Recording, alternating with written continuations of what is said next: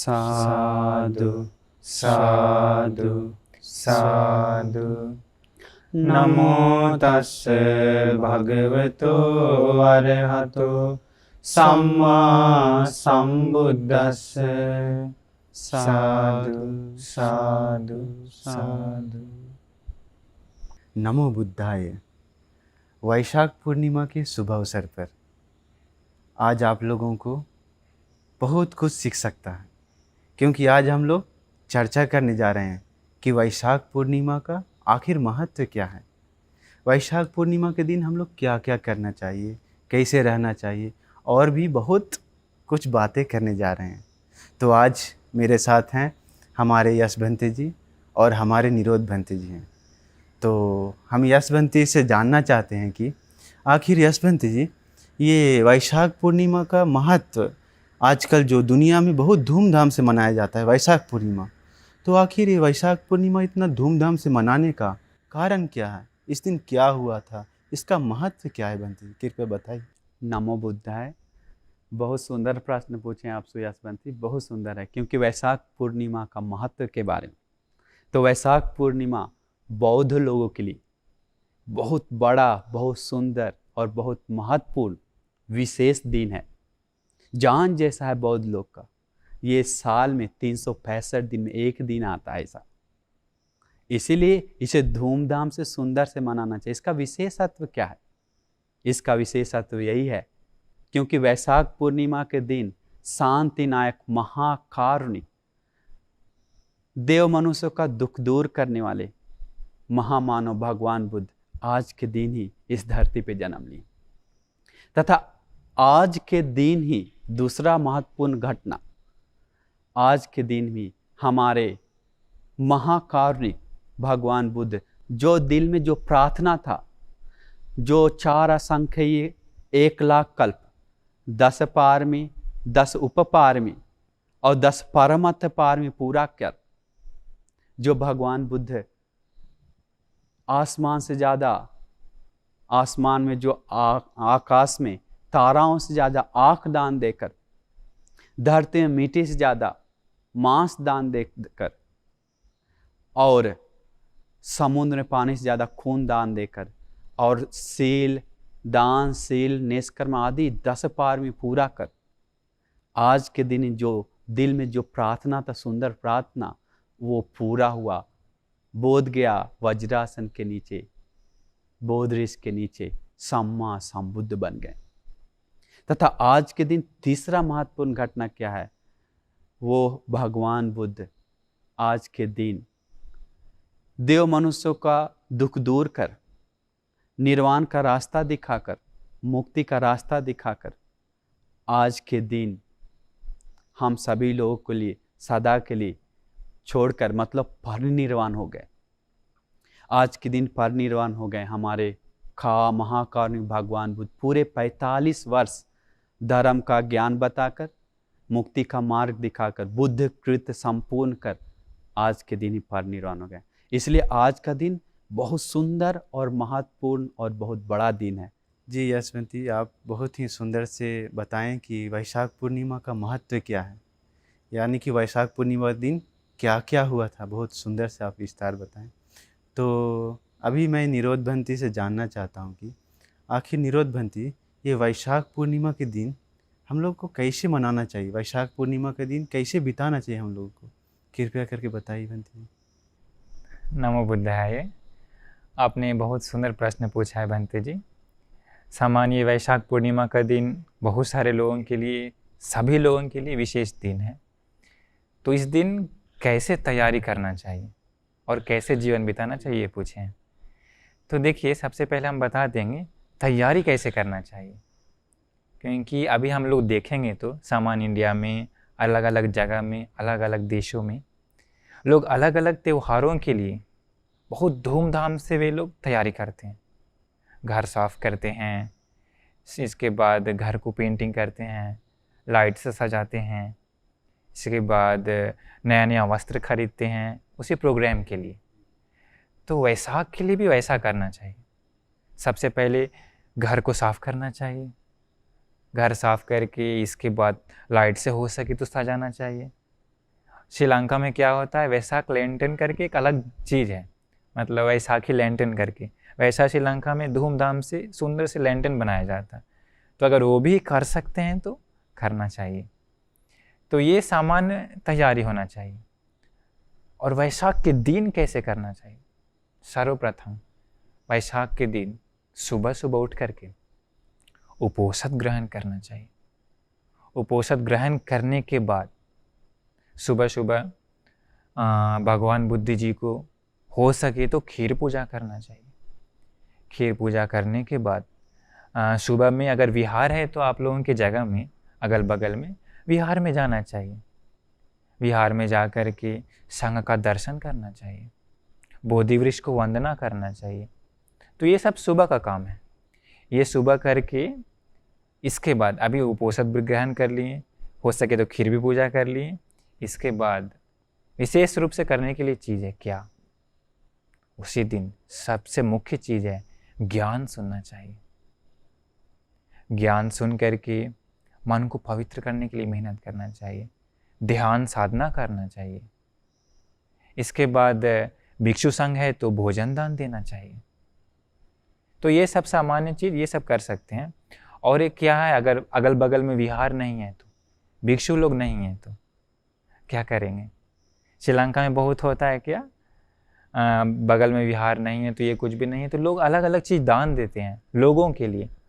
तो आप लोगों को भी ऐसा कर सकता है, दूसरों को कुछ जूस का दान दे सकता है, इसके बाद फल का दान दे सकता है, बिस्किट का दान दे सकता है। तो ये सब कर सकता है। और कुछ करेंगे तो दोपहर के समय में या शाम के समय में अपने लोगों के साथ ज्ञान की बात करना चाहिए, धर्म की चर्चा करना चाहिए। इसके बाद अपने मन को पवित्र करने के लिए दूसरों के साथ ज्ञान की चर्चा ये सब कर सकते हैं। और एक विशेष चीज़ क्या है, शाम को ज़रूर से अगर विहार है तो विहार में जाना चाहिए। विहार में जा कर के संघ का दर्शन करना चाहिए, शील वालों का दर्शन करना चाहिए, ज्ञान को सुनना चाहिए। इसके बाद रात में जितना हो सके दीपक जलाना चाहिए। दीपक जला करके वो किसके नाम से? उन तथागत भगवान बुद्ध जी के नाम से दीपक जला के सुंदर से धूमधाम से मना सकते हैं। तो इस प्रकार से करेंगे तो वो वैशाख पूर्णिमा का पूरा दिन पुण्यमय हो जाता है, पुण्य की गंगा उस व्यक्ति के जीवन में आ जाता है। तो इस प्रकार से करेंगे बंते जी तो वैशाख का दिन सुंदर से मना सकते हैं। जी बंते जी, आपने बिल्कुल सही कहा है और बहुत ही सुंदर से आपने ये वैशाख पूर्णिमा के दिन कैसे बिताना चाहिए, वैशाख पूर्णिमा के दिन क्या क्या करना चाहिए, बहुत ही सुंदर से आप बताएं। तो वैशाख पूर्णिमा के दिन क्या क्या कैसे करना चाहिए आप लोगों को समझ में आ गया होगा, सुबह से रात तक क्या क्या कैसे करना चाहिए। तो यशवंती से अभी हम पूछना चाहते हैं, क्योंकि यशवंती जी हम लोग अभी श्रीलंका में हैं, तो श्रीलंका में आखिर कैसे वैशाख पूर्णिमा मनाया जाता है? इंडिया में भी वैशाख पूर्णिमा मनाया जाता है, यहाँ भी मनाया जाता है। तो यशवंती जी आपसे जानना चाहते हैं कि श्रीलंका और इंडिया में जो वैशाख पूर्णिमा मनाते हैं वो दोनों का अंतर क्या है, कैसे करता है इंडिया में और यहाँ, कृपया बताइए। तो हम आपको बताएंगे श्रीलंका और इंडिया। तो इंडिया के बारे में तो आप जानते ही हैं, इंडिया में अच्छी तरह से भी मनाने वाले लोग हैं वैशाख पूर्णिमा, और नॉर्मल उसको मजाक लेकर फालतू जैसा मनाने वाले लोग भी है। मतलब अगर जो कोई लोग वैशाख पूर्णिमा के दिन शराब पीता है, तो मजाक करते रहता है, तो म्यूजिकल शो नाचता है, तो फालतू रहता है, तो वो वैशाख पूर्णिमा सही से नहीं मना रहा है, वो फालतू अकुशल कर रहा है। तो हम इंडिया के बारे में अभी कुछ दोष नहीं देंगे, लेकिन श्रीलंका के बारे में आपको बता देंगे कि वैशाख पूर्णिमा श्रीलंका में कैसे मनाते हैं। श्रीलंका में विस्मित है सुनकर आप विस्मित हो जाएंगे। श्रीलंका में बहुत अधिकतर लोग सुबह 4 बजे या 4:30 बजे आश्रम आ जाते हैं लोग, कोई कोई लोग तो रात में आकर सो जाते हैं। तो आकर इसके बाद आश्रम सफाई करके खीर बना कर लेकर आते हैं। भगवान बुद्ध को, बोधिवृक्ष को खीर पूजा करके, अगरबत्ती जलाकर, दिया जलाकर सुबह सुबह उपोषद ग्रहण करते हैं। और इसके बाद प्रवचन सुनते हैं। और इसके बाद बहुत सारे लोग क्योंकि सारे लोग तो हर विहार में जाकर तुरंत प्रवचन नहीं सुन सकते, तो बहुत सारे लोग और मोड़ मोड़ पर श्रीलंका में दानशाला बना हुआ है, हर मोड़ पे। हम देखें, हम बचपन में आए थे पहले तो खाएं भी, इतना स्वादिष्ट खाना। मतलब इंडिया में कभी कभी दान देता है तो रूखा सूखा या कुछ टेस्टी नहीं, चीनी नहीं है, नमक नहीं है, लेकिन इधर खाना देते हैं वैसा नहीं। इधर खाकर मन और दिल खुश हो जाता है, इतना स्वादिष्ट भोजन है। हर प्रकार का रोटी, चावल, दाल, सूप, मतलब नाम ही क्या बताएं, सब चीज़ देते हैं, आइसक्रीम। तो इतना सुंदर से और दान देकर और प्रवचन सुनकर, ध्यान साधना करके और अपना जीवन सुंदर से बिताता है इधर वैशाख पूर्णिमा के दिन।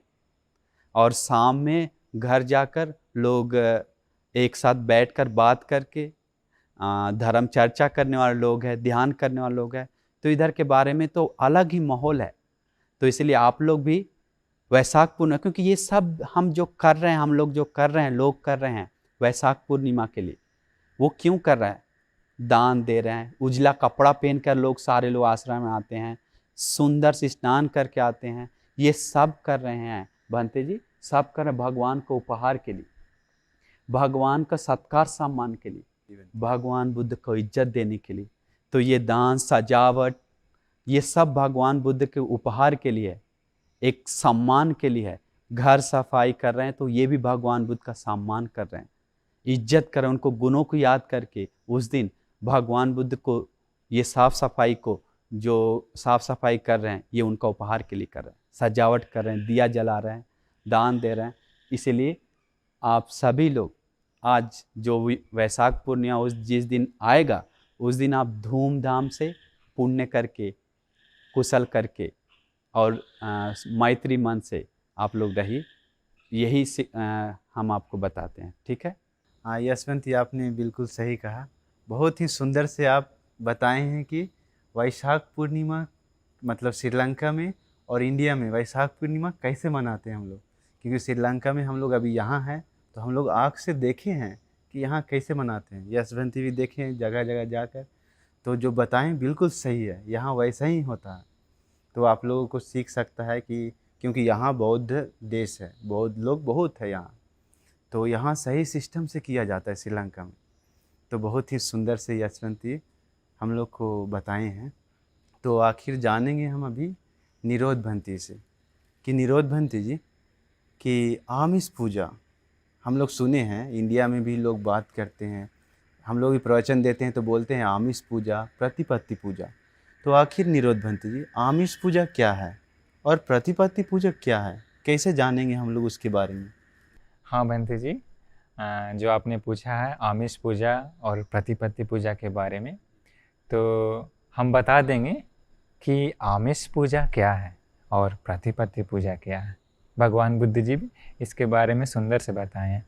तो हम लोग जो भगवान बुद्ध जी को खीर पूजा करते हैं और फूल पूजा करते हैं, दिया पूजा करते हैं, सुगंध धूप पूजा करते हैं आदि, हम लोग जो पूजा करते हैं भगवान बुद्ध जी को, जो सामान हाथों में वस्तु ले सकते हैं, ये सब आमिष पूजा कहलाता है।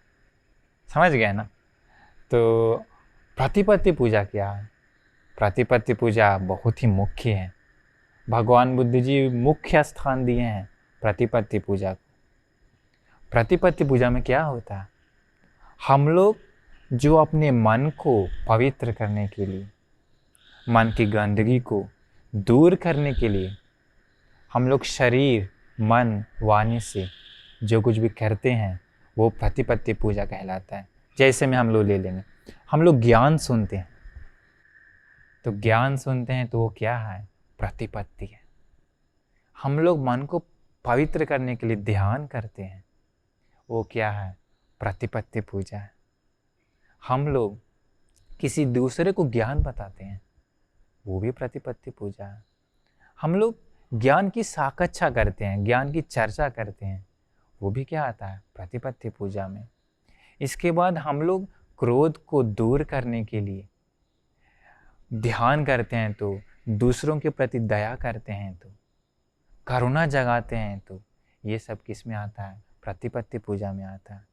भगवान बुद्ध जी भी परिनिर्वाण के समय मुख्य स्थान दिए हैं। आनंदमती को कहते हैं कि आनंद है, आमिष पूजा से नहीं, प्रतिपत्ति पूजा से ही पूजा करने के लिए। तो भगवान बुद्ध जी ज़्यादा ध्यान दिए हैं प्रतिपत्ति पूजा में, लेकिन साधारण हम सभी लोगों को आमिष पूजा भी करना चाहिए और प्रतिपत्ति पूजा भी करना चाहिए। तो अगर ये दोनों करते हैं तो उसका जीवन बहुत ही सुंदर हो जाएगा।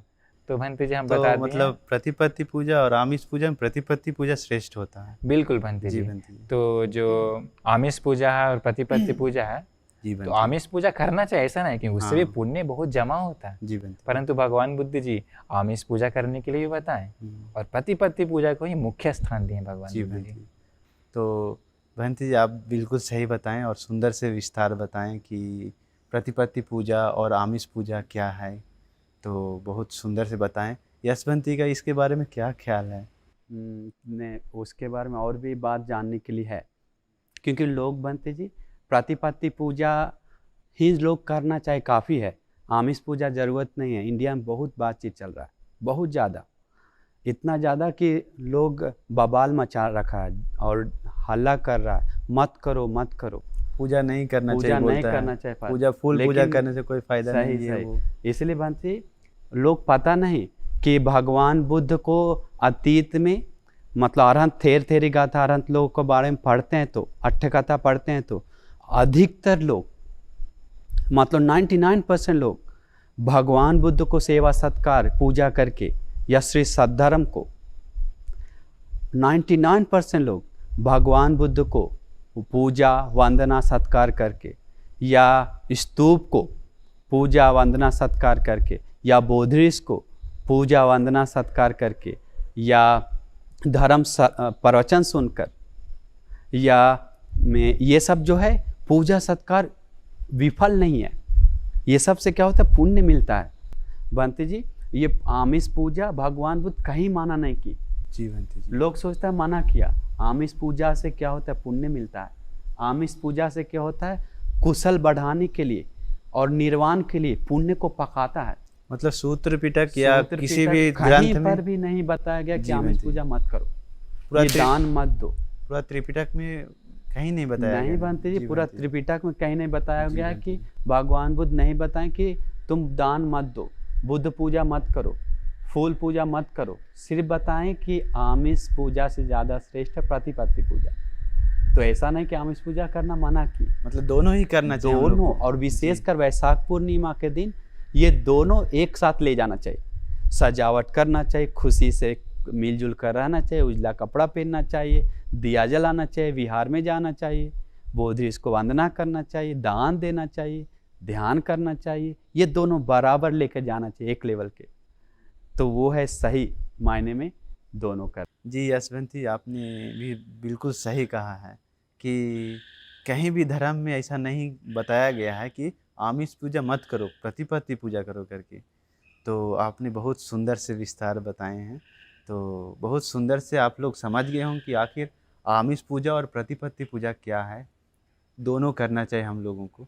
तो निरोधबंती हमको याद है कि आप बताए थे उपोषण लेना चाहिए करके। तो बहुत लोग नहीं जानते हैं कि उपोषण कैसे लेना चाहिए, उपोषण क्यों लेना चाहिए हम लोग, उपोषण का क्या क्या लाभ है हम लोगों को। कृपया उसके बारे में कुछ बताइए हम लोग। तो भंते जी आपने सही पूछा, उपोषण का महत्व क्या है। जैसा कि हम लोग बुद्ध रश्मि चैनल में पहले भी बता चुके हैं कि उपोषण का महत्व क्या है, उपोषण के दिन कैसे जीवन बिताना चाहिए, उपोषण लेने से क्या फल मिलता है और ये हम कैसे ग्रहण भी करना चाहिए, कैसे वो भी ग्रहण करना जी चाहिए, बनती है। हाँ, वो सब बता दिए हैं। तो इसमें लेकिन फिर से बता देते हैं थोड़ा सा संक्षेप में। क्योंकि कभी कभी होता है बहुत नया नया लोग भी सुनता है, तो उन लोगों के लिए भी हाँ, तो थोड़ा- इसीलिए जी बनती है। तो उपोषण लेना चाहिए क्योंकि उपोषण विशेष है। उपोषण महान लोग ग्रहण करता है और जो विशेष रूप से घर द्वार में रहते हैं उन लोगों को तो ग्रहण करना ही चाहिए, क्योंकि उपोषण लेने से बहुत ज़्यादा पुण्य मिलता है। क्योंकि उपोषण में अष्टशील होता है। एक छोटी सी हम घटना बताते हैं, भगवान बुद्ध के समय हुई थी। एक बार भगवान बुद्ध जी का ज्ञाति लोग, रिश्तेदार लोग, शाक्य लोग एक दिन पूर्णिमा के दिन भगवान बुद्ध जी से मिलने आता है। तो भगवान बुद्ध जी पूछते हैं उन लोगों से कि उपासकों, क्या आप लोगों ने आज उपोषण ग्रहण किया है? तो उन लोग पता है क्या बताया? उन लोग कहता है कि भगवान, हम लोग बहुत बिजी हैं, बहुत सारा काम है, इतना काम धंधा करते समय उपोषण लेने के लिए फुर्सत नहीं है। भगवान बुद्ध जी उसी समय देखिए उपोषण के बारे में विशेष कारण बताएं। उन लोगों को बताएं कि शाक्य गणों, हम एक बात बताते हैं, ध्यान से सुनो। कोई एक व्यक्ति है, वो व्यक्ति एक दिन में 1 सोना का सिक्का कमाता है, और एक व्यक्ति है वो एक दिन में 5 सोना का सिक्का कमाता है, और एक व्यक्ति है वो एक दिन में 10। भगवान जी ऐसे बढ़ाते जाते हैं, 50, 100, 1000, लाख। एक दिन में 1 लाख सोना का सिक्का एक व्यक्ति कमाता है। भगवान बुद्ध जी उन लोगों से पूछे कि वो व्यक्ति 100 सालों तक कितना धन कमा लेगा? वो लोग कहा कि भगवान 100 सालों तक तो उन लोग बहुत ज़्यादा कमा लेगा धन। भगवान बुद्ध जी कहते हैं कि जो व्यक्ति एक दिन में सिर्फ एक उपोषण भी अगर सही तरीके से पालन करता है तो उपोषण का फल के सामने वो फल सेम नहीं कर सकता है, 16वें भाग के बराबर भी नहीं कर सकता। इतना फलदायी है उपोषण का व्रत। तो ये घटना बताने के बाद वो उपासक लोग कहता कि भगवान, अगर उपोषण इतना फलदायी है, तो इतना महान फल मिलता है, तो हम लोग तो अगले बार से चाहे कितना भी कुछ काम क्यों ना हो, हम लोग जरूर उसी उपोषण को ग्रहण करेंगे। तो इस प्रकार ये उपोषण इतना फलदायी है। और एक बार एक भगवान बुद्ध जी एक जगह पर बताते हैं कि उस समय 16 महाजनपद था। 16 महाजनपद था उस समय, अंग मगध काशी कौशल ऐसे करके। तो 16 जनपद का अगर जो कोई पूरा राजा भी बन जाता है, तो पूरा 16 जनपद में जितना धन दौलत है वो सब एक व्यक्ति को भी मिल जाता है, तो उन सभी से ज़्यादा श्रेष्ठ होता है कोई अगर एक दिन भी उपोषण का व्रत ग्रहण करता है। तो क्योंकि उपोषण का फल इतना ही फलदायी है, क्योंकि उसी उपोषण को पालन करने से कोई देवलोक में जाता है, तो देवलोक का सुख के सामने मनुष्य का सुख तो तुच्छ कहलाता है। तो भगवान बुद्ध जी इस प्रकार बहुत जगह पर उपोषण का पालन के बारे में बताएं। और उपोषण का दिन हत्या नहीं करता है, चोरी नहीं करता है, ब्रह्मचारी रहता है। ब्रह्मचारी भी बड़ा ही विशेष गुण है जो उपोषण के दिन ही पालन करना चाहिए, क्योंकि साधारण सामान्य लोग काम भोग का जीवन बिताते हुए उन लोग सादा जीवन बिताते हैं, लेकिन ब्रह्मचर्य का जीवन उत्तम मुनि लोग बिताते हैं। तो उपोषण ग्रहण करने से क्या होता है, वो उस दिन मुनि के जैसा जीवन बिताता है, उत्तम जीवन बिताता है, जो साधारण जीवन में बड़ा ही उत्तम है। और बाकी सील क्या है बनती है? तीसरा ब्रह्मचारी भी बताएं उन जानने के लिए थोड़ा लोगों तो को। और तीसरा ब्रह्मचारी शील होता है। चौथा में झूठ नहीं बोलना चाहिए। पांचवा है नशा नहीं करना चाहिए उसी दिन, उपोषण शील बता रहे हैं। इसके बाद छठा है दोपहर 12 बजे के बाद भोजन नहीं करना चाहिए। इसके बाद उसी दिन नाच गाना बजाना ये सब फालतू चीज़ों से दूर रहना चाहिए। जिन चीज़ों को देखने से सुनने से मन में गंदगी बढ़ता है, तो उन सारी चीज़ों से दूर रहना चाहिए। इसके बाद अपने शरीर को सजाने के लिए, श्रृंगार करने के लिए जो लोग कहते हैं, वो सबसे दूर रहना चाहिए। और बड़े बड़े ऊंचे ऊंचे आसनों पर नहीं बैठना चाहिए। तो ये उपोषणशील है। तो ये ग्रहण करने से बहुत पुण्य मिलता है। एकदम सुंदर बात बताई निरोध बंती, बहुत सुंदर है। सच में उपोषण एक श्रेष्ठ जीवन है, क्योंकि लोग काम भोगी जीवन पंचकाम के साथ, ये काम वासना के साथ जीवन बिताते हैं। तो ये उपोषण लेते हैं क्यों पता है आपको? अरहंत मुनि लोग का गुणों को याद करते हुए अरहंत मुनि लोग ब्रह्मचारी जीवन बिताएं, ये सबसे दूर रहे हैं। अरहंत मुनि लोग सदा के लिए हत्या चोरी व्यभिचार ब्रह्मचारी रहें, झूठ नशा ये सब सदा के लिए छोड़ दिए, नाचना गाना सदा के लिए छोड़ दिए। और अरहंत मुनि लोग सेंट पाउडर क्रीम सदा के लिए छोड़ दिए, ऊंचा आसन सदा के लिए छोड़ दिए। वो तो 8 शील है, उससे अलावा आनंद शील से युक्त है। तो उपासक लोग उस 8 शील को अरहंत मुनि को गुण याद करते हुए हम एक दिन संत का जीवन बिताएंगे, हम एक दिन मुनि का जीवन बिताएंगे करके, एक श्रेष्ठ जीवन बिताएंगे करके वो याद करके बंती भी सील लेते हैं। तो ये बहुत सुंदर कारण है। जीवंती आपने बिल्कुल सही कहा है। यश बंती भी सुंदर से बताए हैं और निरोध बंती भी सुंदर से बताए हैं कि आखिर उपोषण का महत्व क्या है, मतलब उपोषणशील ग्रहण करने से हम लोगों को क्या लाभ मिलता है। क्योंकि आजकल भी हमारे देश में, भारत देश में बहुत लोग बोलते हैं आज बिजनेस करने जाना है, आज दुकान पर जाना है, आज काम है, कैसे उपोषण लें। तो उसके बारे में आप सुंदर से बताएं निरोध भंती कि आखिर उसका कितना महत्व है, कितना लाभ है, भगवान बुद्ध जी बताए हैं उसके बारे में। तो बहुत ही सुंदर था भंती आपका विस्तार। तो अंतिम प्रश्न यशवंती से पूछेंगे हम लोग कि यशवंती, आखिर बहुत लोग दुखी से जीवन बिताते हैं और बहुत लोगों को खुशी नहीं जीवन में, टेंशन से जीवन बिताते हैं। तो भगवान जो हम लोग का बुद्ध रश्मि से प्रवचन सुनते हैं बहुत लोग, तो उन लोगों के लिए भगवान बुद्ध जी का कुछ विशेष संदेश है तो कुछ बताना है तो कृपया बताइए उन लोग को। एक सुंदर गाथा भगवान बुद्ध बताएं सब पाप से अकरना। जितना भी पाप है वो नहीं करना चाहिए। पाप के नाम से जिसे राग देश में बढ़ता है, अकुशल है, वो नहीं करना चाहिए। कुशला सुप संपदा, कुशल का संपादन मतलब कुशल संचय करना चाहिए, पुण्य करना चाहिए जो भी कुशल के नाम से है। और सचित जो सब पाप से करना कुशला सुप संपदा सचित परियोदपनांग एतम बुद्धानुशासना। अपने मन को शुद्ध रखने के लिए कोशिश करना चाहिए। ये तीन चीज अगर करते हैं तो पाप को ना करना, पुण्य का संचय करना और मन को शुद्ध करने के लिए एतम बुद्धानुशासना, ये भगवान का अनुशासन है। वो भगवान का शिष्य है, श्रावक है, वो भगवान का वचन पालन करने वाला है, वो दुखों से मुक्त की ओर जाने वाला है, वो शांति को पाने वाला है। तो इसलिए आप सभी लोग आज जो वैशाख पूर्णिमा आने वाला है उस दिन से संकल्प लीजिए कि हम उस दिन से थोड़ा थोड़ा पुण्य संचय करेंगे जितना हो सके, और जितना हो सके पाप से दूर जाएंगे धीरे धीरे, और धर्म के पास जाकर मन को शुद्ध करके परम निर्वाण शांति के लिए जो भी कोशिश है वो थोड़ा थोड़ा कदम कदम रख कर आगे बढ़ेंगे।